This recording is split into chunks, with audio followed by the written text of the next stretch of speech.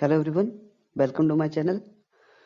So guys, today we are going to discuss a very important topic, that is integration. तो integration जो आपका topic है बहुत ही important है एग्जाम पॉइंट ऑफ व्यू से, और जितने भी एंट्रेंस एग्जाम्स होते हैं उनमें बहुत क्वेश्चन पूछे जाते हैं इंटीग्रेशन से, लाइक जेई का हो गया या आपका इसका एनडीए का हो गया, सीडीएस का हो गया, बहुत सारे क्वेश्चन पूछे जाते हैं इंटीग्रेशन से। तो आपको इंटीग्रेशन के बारे में बताना चाहिए। तो आज हम बात करेंगे इंटीग्रेशन में जितने भी फॉर्मूले यूज होते हैं और उनको शॉर्ट ट्रिक से कैसे आपने लर्न करना है, तो उसके बारे में बात करेंगे। तो वीडियो को अंत तक जरूर देखें, और अभी तक अगर आपने मेरे चैनल को सब्सक्राइब नहीं किया है तो सब्सक्राइब जरूर कर लें ताकि आने वाली वीडियो की नोटिफिकेशन आपको मिल सके। तो बात करते हैं इंटीग्रेशन के बारे में कि इंटीग्रेशन क्या होती है। इंटीग्रेशन के बारे में समझेंगे आप। तो इंटीग्रेशन जो होती है वो एक रिवर्स प्रोसेस होता है डिफरेंशिएशन का। इंटीग्रेशन और डिफरेंशिएशन एक दूसरे के अपोजिट है। इंटीग्रेशन रिवर्स प्रोसेस होता है डिफरेंशिएशन का। जो इंटीग्रेशन और डिफरेंशिएशन के बारे में रिलेशन बनता है, इंटीग्रेशन और डिफरेंशिएशन रिवर्स प्रोसेसेस हैं। अब देखो हमारे पास, अगर हमने डिफरेंशिएशन और इंटीग्रेशन से उसी से हम रिलेट करके सीखेंगे कि फॉर्मूलों को हमने कैसे लर्न करना है। जैसे हमारे पास d by d x of f x plus c, हमारे पास कोई फंक्शन दिया गया है d by d x of f x plus c, हमने इसकी डिफरेंशिएशन करनी है। तो यहाँ पे कैपिटल एफ एक्स है, यहाँ पे स्मॉल एक्स है, इसकी जो इंटीग्रेशन डिफरेंशिएशन होगी होगी F x small F x. और अगर हम इसी स्मॉल एफ एक्स की इंटीग्रेशन करते हैं तो इंटीग्रेशन होगी इसकी एफ एक्स प्लस सी। ओके, तो मतलब इंटीग्रेशन और डिफरेंशिएशन रिवर्स प्रोसेस है। अब यही से पता लग रहा है ना, डिफरेंशिएशन और इंटीग्रेशन, जिस चीज की हम डिफरेंशिएशन कर रहे हैं वो उसको आ रही है एफ एक्स, और उसी की अगर हम इंटीग्रेशन कर रहे हैं तो हमारे पास वही डिफरेंशिएशन वाला आ रहा है। ठीक है, तो आपने इसको याद रखना है कि इंटीग्रेशन और डिफरेंशिएशन एक दूसरे के इनवर्स प्रोसेस है। अब बात करते हैं कुछ फॉर्मूलाज के बारे में, इंटीग्रेशन और डिफरेंशिएशन को जो आपस में रिलेट करते हैं। फर्स्ट फॉर्मूला है जो मेन, अपने फॉर्मूला याद रखना है डिफरेंशिएशन में जो आपने फॉर्मूला पढ़ा था एक्स स्टोर एन की, अगर आपने डिफरेंशिएशन निकालनी है तो कैसे निकालते हैं, N X N minus one, इस तरह से निकालते हैं। ठीक है, अब बात करेंगे differentiation of X rest power N plus one upon N plus one. इसकी डिफरेंशिएशन होती है, अगर आप इसकी डिफरेंशिएशन करेंगे तो एक्स रेस्ट पावर एन आएगा। ठीक है, अब हम देखो डिफरेंशिएशन और इंटीग्रेशन इनवर्स प्रोसेस है। अब हमने क्या करना है, इसकी इंटीग्रेशन करनी है एक्स रेस्ट पावर एन की। अगर इसकी इंटीग्रेशन करते हैं तो इसकी इंटीग्रेशन आती है x rest power N plus one upon N plus one plus c. ठीक है, अब यहाँ पे थोड़ा सा मैं भूल गया इसके बारे में बताना कि इंटीग्रेशन हम यहाँ पे किस तरह की इंटीग्रेशन करने वाले हैं अभी। अब इंटीग्रेशन भी दो तरह की होती है, एक डेफिनेट इंटीग्रेशन होती है और एक इनडेफिनेट होती है। एक तो डेफिनेट इंटीग्रेशन होगी, डेफिनेट होगी, दो तरह की इंटीग्रेशन होती है, और सेकंड जो होगी होगी इनडेफिनेट। सेकंड होगी इनडेफिनेट इंटीग्रेशन। ओके, अब डेफिनेट इंटीग्रेशन में क्या होता है, हमारे पास कोई अपर लिमिट और लोअर लिमिट होती है और हम वहां पे एक नंबर हमें मिलता है आंसर में। बट इनडेफिनेट इंटीग्रेशन में हमारे पास कांस्टेंट ऑफ इंटीग्रेशन आता है। ठीक है, उसमें हमारे पास ना ही अपर लिमिट होती है ना ही लोअर लिमिट होती है। ठीक है, तो अभी हम बात करेंगे इंडेफिनेट इंटीग्रल्स के बारे में, जितने भी फॉर्मूला हैं इंटीग्रेशन के, अभी हम इंडेफिनेट इंटीग्रल्स के बारे में बात करेंगे। ठीक है, तो अभी फॉर्मूलाज पे आ जाते हैं कि फॉर्मूला पे सेकंड जो फॉर्मूला हमारे पास है, अब देखो पहले वाला हमने देख लिया है एक्स पावर एन, अभी हम कर रहे थे ना एक्स पावर एन। अगर हमने इंटीग्रेशन करनी है एक्स पावर एन की तो बन जाएगा हमारे पास x power N plus one upon N plus one plus constant of integration. अब इंडेफिनेट इंटीग्रल में कांस्टेंट ऑफ इंटीग्रेशन हमेशा आएगा। ठीक है, और यहाँ पे एक कंडीशन है कि n is not equal to minus one. अगर यहाँ पे n माइनस वन होता है तो ये डिफाइंड नहीं होगा। ठीक है, minus one plus one zero, बटे में जीरो आ गया, ऊपर कोई नंबर आ रहा है तो हमारे पास डिफाइंड नहीं होगा। ठीक है, सेकंड हमारे पास फॉर्मूला है d by d x of x. अगर x की आप डिफरेंशिएशन करते हैं तो x की डिफरेंशिएशन आती है वन, और अगर आप वन की इंटीग्रेशन करते हैं तो किसके बराबर आएगा, x के बराबर आएगा। ओके, प्लस साथ में कांस्टेंट ऑफ इंटीग्रेशन। अब अगर आप डिफरेंशिएशन करते हैं कांस्टेंट फंक्शन की, कांस्टेंट वैल्यू के नंबर की इंटीग्रेशन करते हैं आप तो आती है जीरो, और अगर जीरो की इंटीग्रेशन करते हैं तो कांस्टेंट नंबर के बराबर आता है। ओके, नेक्स्ट हमारे पास फॉर्मूला है, अगर डिफरेंशिएशन ऑफ साइन एक्स होगी कॉस एक्स, और इसी का कॉस एक्स की अगर हम इंटीग्रेशन करते हैं तो आगे साइन एक्स के बराबर आती है।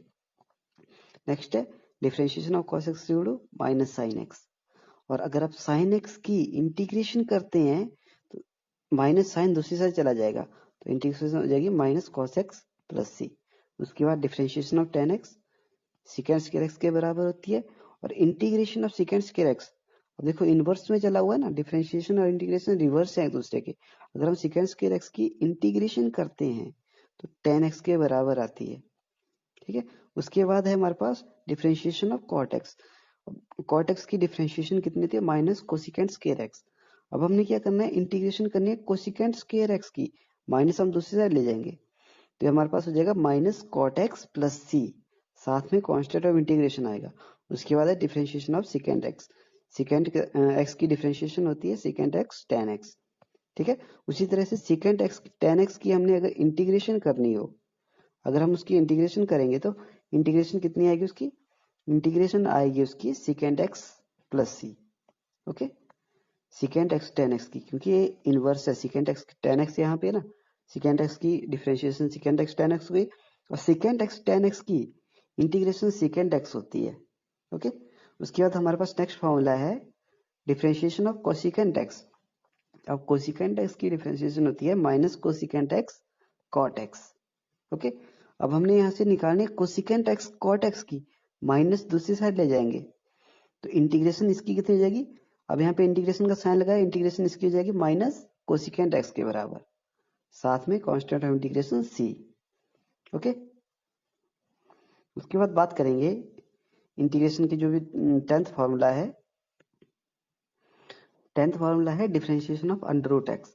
अब अगर अंडर रूट एक्स की डिफरेंशिएशन करते हैं तो हमारे पास आती है 1/2 रूट एक्स, ओके। अगर हम यहाँ पे अब इंटीग्रेशन और डिफरेंशिएशन जो इनवर्स प्रोसेसेस है, तो इसी से हम यहाँ पे निकालेंगे 1/अंडर रूट एक्स की इंटीग्रेशन। अब क्या करेंगे, टू दूसरी साइड चला जाएगा, तो इंटीग्रेशन इसकी होगी 2 रूट एक्स प्लस सी, ओके। उसके बाद differentiation of 1/x is equal to minus 1/x square, okay. और अगर हम 1/x स्क्वायर की इंटीग्रेशन करते हैं, माइनस दूसरी से जाएगा तो ये हो जाएगा माइनस 1/x प्लस सी। उसके बाद differentiation of e raised to x ही रहती है, तो इंटीग्रेशन भी वही रहेगी, integration of e raised to x equal to e raised to x ही रहेगी। नेक्स्ट है डिफरेंशिएशन ऑफ लॉग एक्स। अगर आप लॉग एक्स की डिफरेंशिएशन करते हैं तो आती है 1/x, और अगर 1/x की इंटीग्रेशन करते हैं तो आती है log x plus C, log mod of x plus C. Next हमारे पास है differentiation of A rest power X. अब ए रेस्ट पावर एक्स की डिफरेंशिएशन कितनी हो जाएगी, A rest power X log A. अब ई रेस्ट पावर एक्स की कितनी होती थी, E rest power X log E होता था, log से ही कैंसिल हो जाता था ना।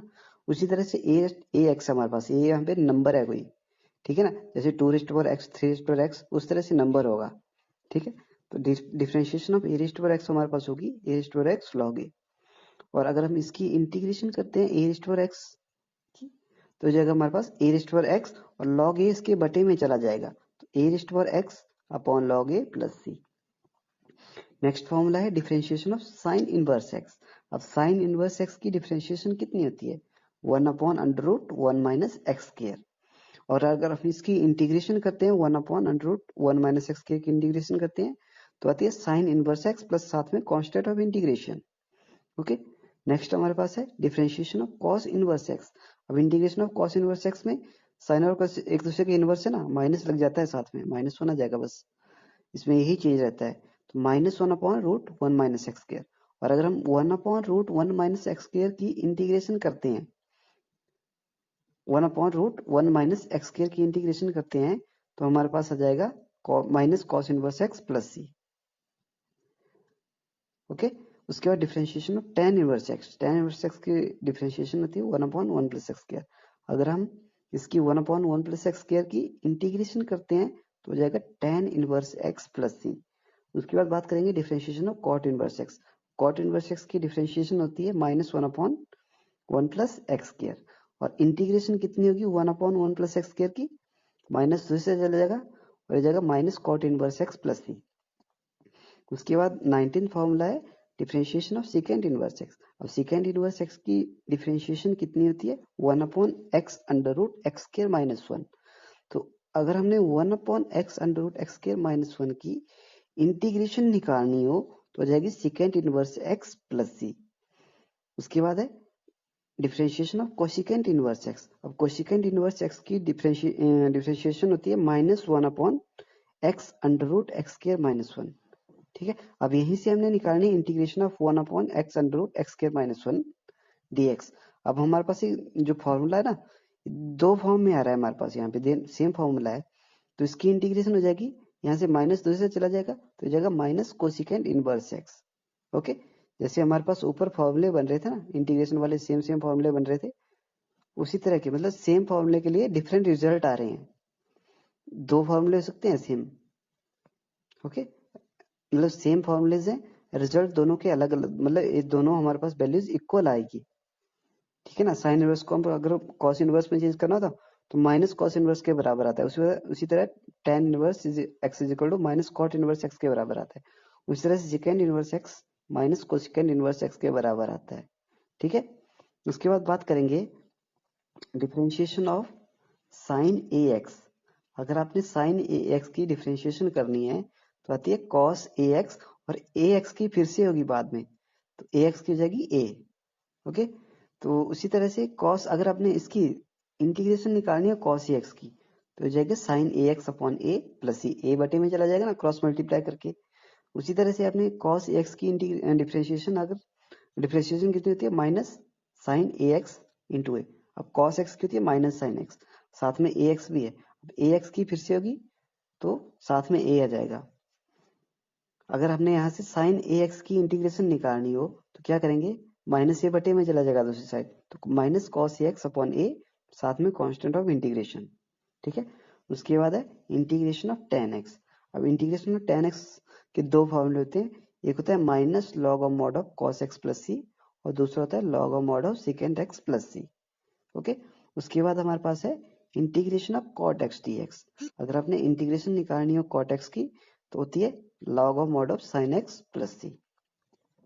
इंटीग्रेशन ऑफ सेकेंड एक्स कितनी होती है, log of mod of second x plus tan x plus c, या log of mod of tan π/4 plus x upon 2 plus c.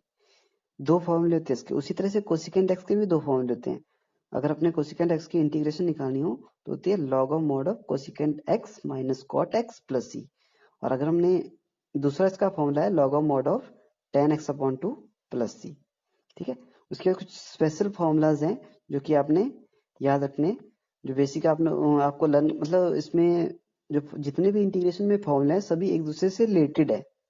ठीक है, तो बात करते हैं इन फॉर्मूलाज के बारे में। जो फॉर्मूला है, पहला फॉर्मूला है integration of 1/x² - a² dx की।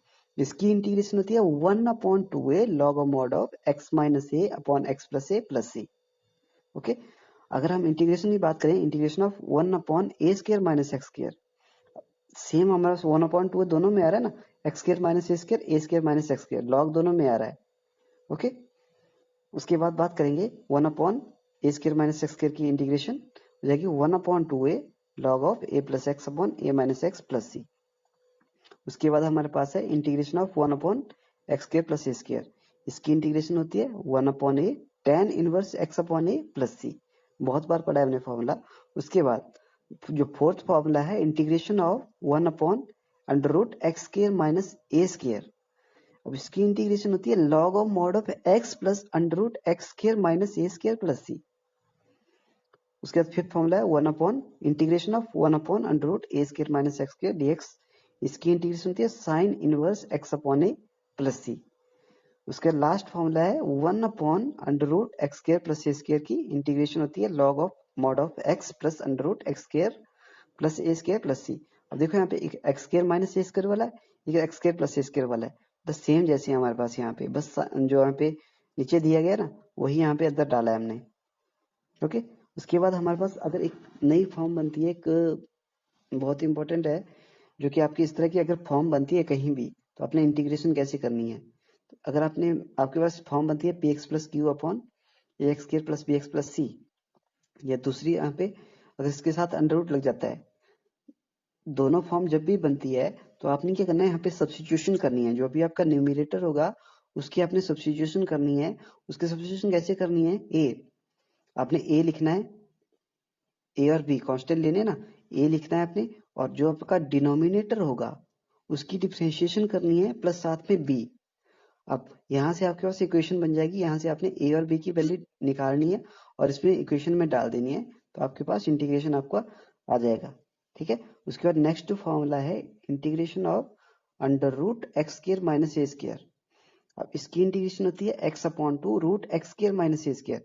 अब देखो जो हमारे पास पहले वाली टर्म है वो सेम आ रही है। अगर हम यहाँ पे ना एक्स अपॉन टू जो हमारे पास टर्म है वही आ रही है, उसके बाद एक्स अपॉन टू जो टर्म हमारे पास है वही आ रही है अंडर रूट के अंदर, और थर्ड वाले में भी एक्स अपॉन टू और साथ में जो हमारे पास अंडर रूट में टर्म है वही आ रही है। ठीक है, तो पहले वाला टर्म तो पूरी सेम रहेगी, एक्स अपॉन टू आएगा साथ में, और minus a square upon two, यहाँ पे देखो माइनस वाले टर्म है, minus a square upon two log of. अब देखो इंटीग्रेशन ऑफ आपने पढ़ी थी ऊपर under root x square minus a square वाली इंटीग्रेशन, इसमें क्या था, log of x plus under root x square minus a square plus c. उसी तरह का यहाँ पे है, बस मतलब फॉर्मूले एक दूसरे से रिलेटेड है। अगर आपको एक फॉर्मूला आता है दूसरा आप कर लेंगे। ठीक है, तो minus a square upon two log of mod of x plus under root x square minus a square plus c. उसी तरह से अगले वाला है integration of a square minus x square, हो जाएगी x upon two under root a square minus x square plus a square upon two sine inverse x upon a plus c. उसी तरह से integration of x square plus a square d x हो जाएगी x upon two under root x square plus a square plus a square upon two log of mod of x plus under root x square plus a square plus c. ठीक है, उसके बाद बात करेंगे partial fraction के बारे में। Partial fraction के बारे में कि जैसे हमारे पास रैशनल नंबर्स होते हैं उसी की फॉर्म में होती है, हमारे पास पी अपॉन क्यू की फॉर्म में होती है क्वेश्चन जो भी इंटीग्रेशन होगी। तो पार्शियल फ्रैक्शन के बारे में, पार्शियल फ्रैक्शन में कैसे हम इंटीग्रेशन करेंगे उसके बारे में समझते हैं। इसमें मेन हमें क्या है, हमें सब्स्टिट्यूशंस करनी पड़ती हैं, तभी हमारे पास उसको हम इंटीग्रेट कर पाते हैं। तो सब्स्टिट्यूशन किस तरह से करनी है, अगर आपके पास कोई इस तरह की फॉर्म होती है p x upon q plus upon x minus a x minus b, अगर इस तरह की फॉर्म आपको मिलती है तो आपने सब्स्टिट्यूशन करनी है ए अपॉन, आपने दो कांस्टेंट लेने, ए अपॉन पहले वाली term x minus a plus b upon x minus b. उसके बाद आपने यहाँ से ए और बी की वैल्यू निकालनी है सॉल्व करके इसको। मेन आपको सब्स्टिट्यूशन आनी चाहिए, सब्स्टिट्यूशन कैसे करनी है आपने। उसका सेकंड वाला है p x plus q upon x minus a whole square. अगर आपके पास इस तरह की टर्म मिलती है आपको तो आपने इंटीग्रेशन कैसे करनी है, a upon x minus a plus b upon x minus a square, इस तरह से आपने इंटीग्रेशन करनी है। सेकंड वाला, थर्ड वाला हमारे पास है p x square plus q x plus r upon x minus a x minus b x minus c. अब देखो ऊपर हमारे पास क्वाड्रेटिक इक्वेशन है, नीचे हमारे पास इसका ऑर्डर 3 है।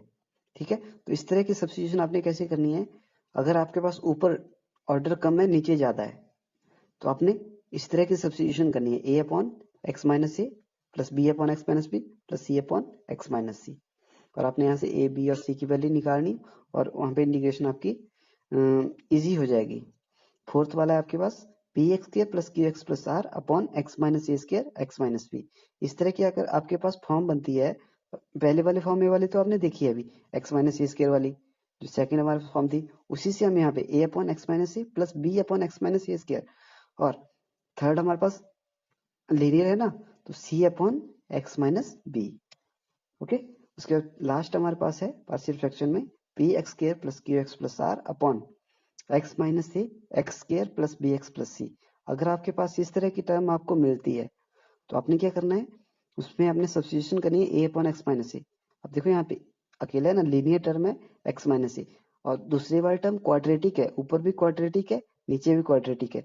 अब दोनों क्वाड्रेटिक होती हैं तो आपने क्या करना है, ऊपर आपने लीनियर बनानी है और नीचे आपने क्वाड्रेटिक ही रख देनी है, जो आपके पास नीचे दी गई वही रखनी है और ऊपर आपने लीनियर बनानी है।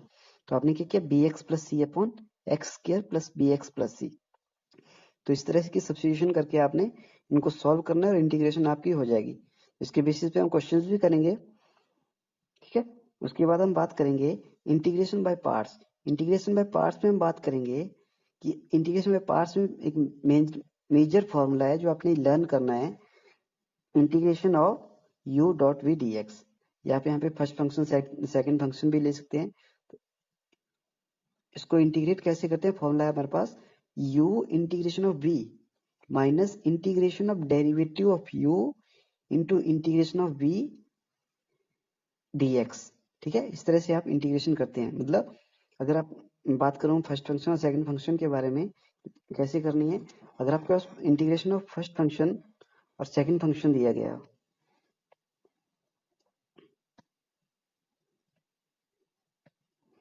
फर्स्ट फंक्शन और सेकंड फंक्शन आपके पास दिया गया है, इंटीग्रेशन ऑफ फर्स्ट और सेकंड फंक्शन है।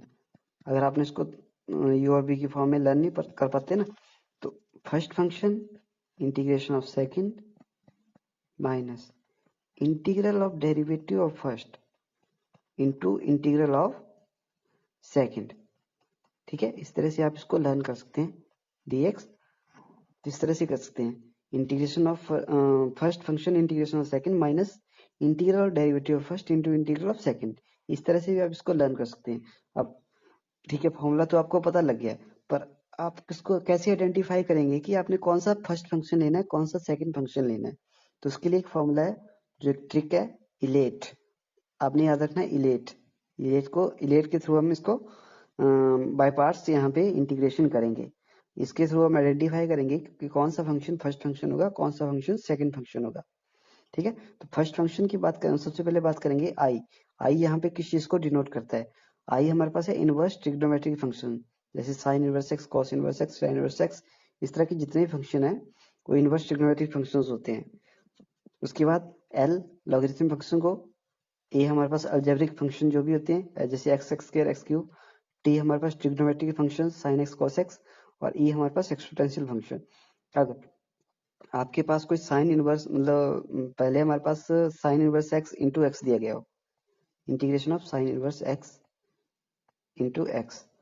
अब फर्स्ट वाला इनवर्स वाला है हमारे पास, सेकंड हमारे पास अलजेब्रिक फंक्शन है। अब देखो इनमें फर्स्ट फंक्शन कौन सा लेंगे हम इलेट के थ्रू देखेंगे। जो पहले कौन सा आ रहा है, पहले इनवर्स आ रहा है ना, तो इनवर्स वाला फर्स्ट होगा और एक्स हमारे पास अलजेब्रिक फंक्शन सेकंड फंक्शन होगा। तो इस तरह से आपने फंक्शंस को आइडेंटिफाई करना है कि कौन सा फर्स्ट फंक्शन होगा, कौन सा सेकंड फंक्शन होगा। अब बात करेंगे डेफिनेट इंटीग्रेशन के बारे में। अभी तक आपने जितने भी फॉर्मूले पढ़े वो इनडेफिनेट इंटीग्रेशन के लिए थे। अब बात करेंगे डेफिनेट इंटीग्रेशन के बारे में कि डेफिनेट इंटीग्रेशन कैसे करनी है। डेफिनेट इंटीग्रेशन में सबसे पहला जो हमारे पास फॉर्मूला आता है वो fundamental theorem of integrals. Fundamental theorem of integrals क्या बोलती है? Integration A to B F x D x is equal to F of X A to B. आपने क्या करना है, इसको इंटीग्रेट करना है। इंटीग्रेट करने के बाद इसमें अपने वैल्यूज डाल देनी, जो भी यहाँ पे अपर लिमिट और लोअर लिमिट देखिए वो आपने डाल देनी है। तो आपके पास यहाँ पे एक फंडामेंटल थ्योरम है इंटीग्रल्स की, जहां पे हमारे पास ए लोअर लिमिट है, बी अपर लिमिट है। उसके बाद सेकंड हमारे पास है एज लिमिट ऑफ सम। अगर आपके पास इस तरह की कोई फॉर्म बनती है integration A to B F x D x, तो आपने उसको क्या करना है, limit H approaches to zero, वहां पे अपने लिमिट लगानी है। बाय लिमिट कर रहे हैं ना हम यहाँ पे as a limit of sum, तो H summation R is equal to 1 to 1 F of A plus R H. और मेन जो आपका यहाँ पे रहता है कि आपने एन एच निकालना है, यहाँ पे एन एच निकालना है। जो भी आपकी अपर लिमिट होगी और लोअर लिमिट होगी उनको माइनस करके आपने वहां पे एन एच निकालना है, तभी हम इन क्वेश्चंस को कर पाते हैं। ठीक है, उसके बाद कुछ प्रॉपर्टीज के बारे में बात करेंगे जो कि आपकी इंटीग्रेशन में यूज होती हैं। तो बात करेंगे प्रॉपर्टीज के बारे में। सबसे पहले प्रॉपर्टी है integration A to B F x D x. ये हमारे पास होती है integration A to B F T D T. अगर हम फंक्शन चेंज कर रहे हैं, वहां पे कोई भी फंक्शन चेंज कर रहे हैं, तो मतलब हम ऐसा कर सकते हैं यहाँ पे। ठीक है ना, जैसे हमारे पास है integration 2 to 4 x D x, तो इसको हम लिख सकते हैं integration 2 to 4 T D T भी लिख सकते हैं। सेम हमारे पास आंसर आएगा, मतलब प्रॉपर्टी सेटिस्फाई करेगी इसको। ठीक है ना, चाहे आप टी के साथ डिफरेंशियल इंटीग्रेशन करो चाहे एक्स के साथ करो, क्योंकि वहां पे हमने वैल्यू डालनी है अपर और लोअर लिमिट, हमारे पास आंसर सेम आएगा। ठीक है, उसके बाद सेकेंड प्रॉपर्टी हमारे पास है integration A to B F x D x. अगर हमने यहाँ पे लिमिट को चेंज करना है, अगर हमने ए टू बी को हमने बी टू ए करना है, तो हमारे पास माइनस साइन आ जाता है, नेगेटिव साइन आता है, minus b to a f x D x. उसका नेक्स्ट प्रॉपर्टी है a to B F x D x is equal to, अगर हमारे पास कोई प्रॉपर्टी इंटीग्रेशन में हमारे पास कोई बीच में टर्म आ रही है, तो हम उसको ब्रेक कर सकते हैं। जैसे हम यहाँ पे किया है integration a to c F x D x plus c to b F x D x. तो अब देखो हमारे पास जैसे हमारे पास 2 to 4 है और बीच में 3 आ रहा है, तो हम इसको क्या कर सकते हैं, इंटीग्रेशन फ्रॉम 2 to 3 और यहाँ पे इंटीग्रेशन ऑफ 3 to 4, इस तरह से हम इसको कर सकते हैं। ठीक है, उसके बाद नेक्स्ट प्रॉपर्टी हमारे पास है integration a to b F x D x. इसको कैसे लिखते हैं, integration a to b f of a plus b minus x D x. ये ज्यादा आपके पास प्रॉपर्टी यूज नहीं होती है। ठीक है, उसके लास्ट मेन जो आपके पास प्रॉपर्टी है, जो फोर्थ प्रॉपर्टी हर जगह यूज होती है, integration 0 to a f x D x. तो इसको आप लिख सकते हैं integration 0 to a f of a minus x D x. तो इन जो भी हमारे प्रॉपर्टीज इनको पढ़ रहे हैं ना, इनका प्रूफ भी देखें हम बाद में, जब हम क्वेश्चंस करेंगे इनका प्रूफ हम देखेंगे। उसके बाद फिफ्थ प्रॉपर्टी है integration from 0 to a f x D x equal to 0 to a f x D x plus 0 to a f of 2a minus x D x. इस तरह से हम लिख सकते हैं। सो सिक्स्थ प्रॉपर्टी है 0 to 2a f x D x किसके बराबर होती है, बराबर होती है 2 times 0 to a f x D x. अब बराबर कब होगी, जब हमारे पास f of 2a minus x हमारे पास एफ ऑफ एक्स के बराबर आता है, तब हमारे पास आंसर आएगा। और सेकंड और जीरो कब आंसर आएगा हमारे पास, जब हमारे पास f of 2a minus x is equal to minus f x के बराबर आता है। दो आंसर आते हैं यहाँ पे। यहाँ पे फंक्शन के ऊपर डिपेंड करता है, अगर फंक्शन नेगेटिव आ रहा है तो जीरो आएगा, फंक्शन पॉजिटिव आ रहा है तो 2 times 0 to a f x D x आएगा। और लास्ट जो प्रॉपर्टी है इस चैप्टर की वो है integration from minus a to a f x D x किसके बराबर होगी, 2 times integration of 0 to a f x D x. कब होगी, जब फंक्शन की वैल्यू, नेगेटिव फंक्शन की वैल्यू मतलब हमारे पास इवन फंक्शन आएगा, तब हमारे पास वैल्यू होगी 2 times 0 to f x D x. और जीरो कब आएगी, जब जो एफ ऑफ माइनस एक्स होगा वो माइनस एफ एक्स के बराबर आएगा, मतलब जब हमारे पास ऑड फंक्शन होगा। ठीक है, So that's all about the integration.